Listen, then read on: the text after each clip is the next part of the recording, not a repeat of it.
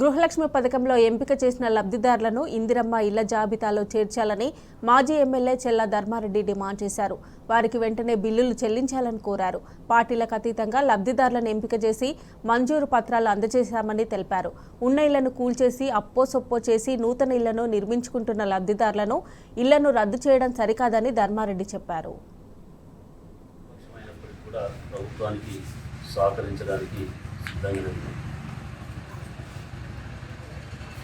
కానీ గృహలక్ష్మి ఇల్లు మరి ఏదైతే గృహలక్ష్మి ఉందో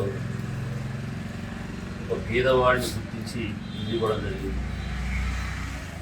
ఒక మన పరకాల నియోజకవర్గంలో 3000 ఇళ్ళు ఇవ్వడం జరిగింది. 3000 ఇళ్లకు 3000 ఇళ్ళు అందరూ ప్రారంభించి బెడ్స్ వేసుకోవడం జరిగింది. పిల్లర్స్ వేస్తాయి, కొన్ని స్లాబ్లు పడ్డాయి, కొన్ని ఇళ్ళు కూడా కట్టుకోవడం జరుగుతుంది. న్యాయబద్ధంగా అధికారుల చేతనే సెలక్షన్ చేసి ఇవ్వడం జరిగింది.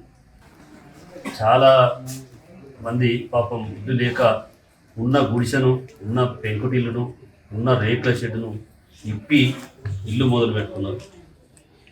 నేను ప్రభుత్వాన్ని ముఖ్యంగా ముఖ్యమంత్రి రేవంత్ రెడ్డి గారిని కోరుతా ఉన్నా, అదేవిధంగా స్థానికంగా ఉన్నటువంటి ఎమ్మెల్యే ప్రకాష్ రెడ్డి గారు గ్రామాలలో మీరు ఎంక్వైరీ చేసి ప్రారంభించిన ఇళ్లను రద్దు చేయొద్దని కోరుతా ఉన్నాం. ఎందుకంటే పేదవాడు అప్పులు తెచ్చుకొని 1-2 లక్షల రూపాయలు అప్పులు తెచ్చుకొని మరి ఇల్లు ప్రారంభించుకున్నారు. పేదవాడు ఇప్పటికే బిల్లులు రాక 3 నెలల నుంచి వెయిట్ చేస్తూ ఉన్నారు. ఎలక్షన్ కోడ్ బిఫోరే మరి కట్టుకోవడం జరిగింది.